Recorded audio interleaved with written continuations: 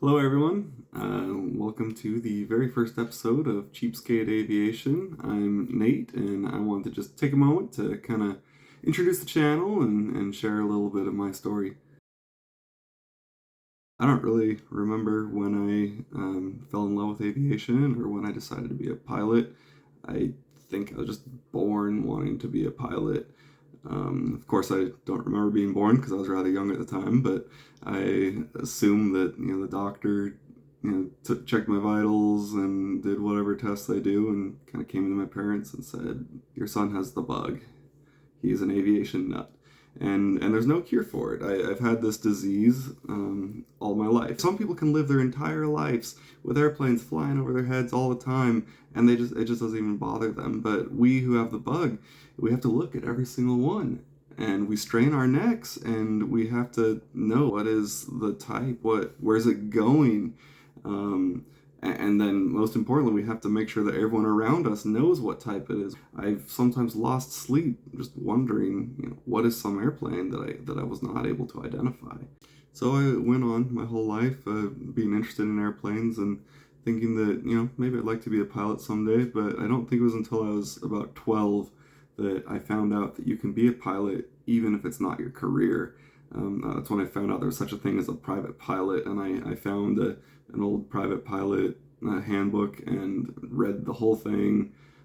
Started flying Microsoft Flight Simulator 4.0. Once I knew that you could be a pilot even if you weren't a professional, that's when I made the goal. I will be a pilot. I remember one moment when I was a kid, I was just moping around because I wasn't a pilot, and my mom asked me if I wanted to get ice cream or something like that, and I said no because that's not what I wanted to do. And then it occurred to me, I don't want to get ice cream because I want to be a pilot and instead, which wasn't an option anyway right then. And I told my mom, well, I guess, getting an ice cream without a pilot's license is better than not getting an ice cream without a pilot's license. So, okay, sure, let's go get some ice cream. And I think that it was at that moment when I realized I have a real problem. So from then on, I tried to kind of push it more to the back burner, just kind of be content knowing, okay, someday I'll be a pilot, and it's okay if that's not right now. And I went on for for a long time, and kind of my disease was in remission. And everyone knew I liked airplanes, but I was able to sometimes even have a whole conversation without bringing up airplanes. And not everyone knew I was an airplane nut within the first few minutes of meeting me, and I was able to hide it pretty well. My poor sweet wife knew she knew that I liked airplanes. She had no idea what she was getting herself into. It was after I graduated from college.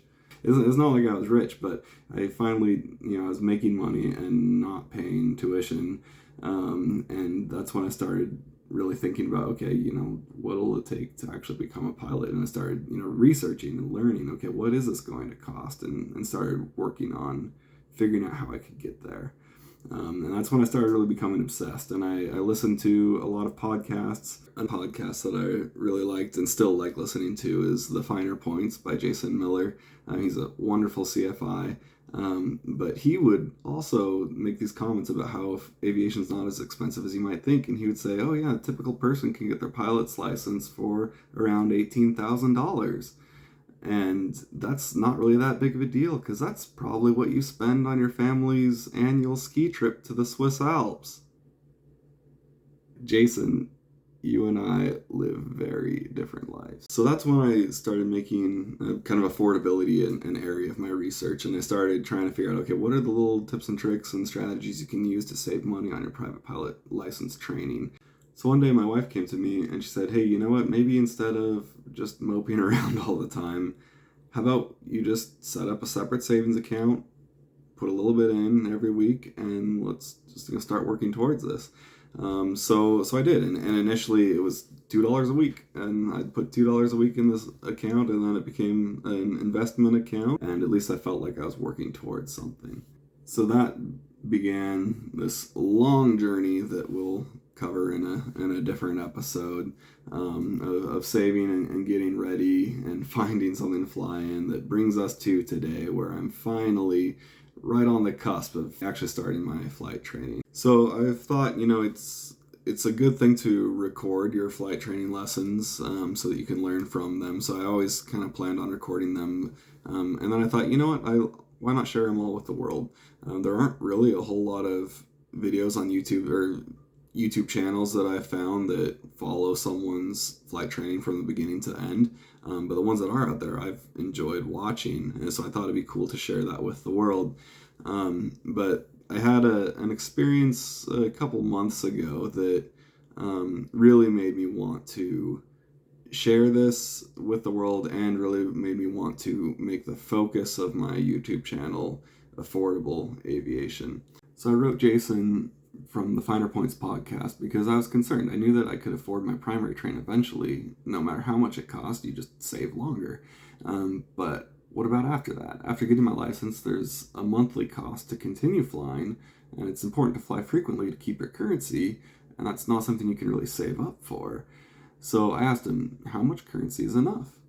In response to my question and other listeners who had similar questions, he aired a podcast in which he talked about some little tips and tricks you can do to be able to afford flying enough to stay current. And he had some really great advice, but he had this great news that he was sharing that he felt you could be current and safe for only $500 a month. $500 a month is a lot for a hobby. I can afford that, but it's a hobby, and it's not just my money. I mean, this is the money for me and my wife and my kids, and I can't just blow it all on what I want to do. So the reason that experience sticks out to me so strongly is because, at this point I had this goal of being a pilot for like 15 to 20 years, and this was the first time in all of that time that I thought to myself, maybe I shouldn't do this. Maybe it's just not in the cards for me, and maybe I need to go find another hobby and pick up fly fishing or something, right? And it was really depressing, and it's the only time that I felt so discouraged in this goal that I thought maybe I should just go find a new goal. Now, fortunately for me, and unfortunately for my bank account, I only stayed discouraged for like a day and then decided, whatever, I'm going to figure out how to do it. But I didn't like the way that I felt that day, and I'm confident that there are other people that feel that same way, that they've been afflicted with the bug as well, and they just think that they can't do it. So that's why I want to share this channel with the world, and I want to get my private pilot license and continue flying. I'm not going to be setting any world records or anything. I'm not going to be getting my pilot's license for $3,000, but I'm going to do it for less than $18,000, and afterwards I'm going to be flying for less than $500 a month and doing it in a way that is safe, where I feel like I have sufficient currency to take my family with me. And I hope that this will inspire someone out there who's feeling discouraged like I was to know that they can do it. So thanks for watching. I'm Cheapskate Nate. Nate the Cheapskate. Cheap Nate. Nate the Great Cheapskate Aviator. Thanks for aviating with Nathan and Cheapskating. Okay, even I know that one's bad. Okay, we'll skip the sign-off, so if anyone has a great sign-off idea, leave it in the comments. If you want to see where this goes, go ahead and like and subscribe, and I promise that soon you'll see some actual flying instead of just my face talking at you. And until next time, happy flying.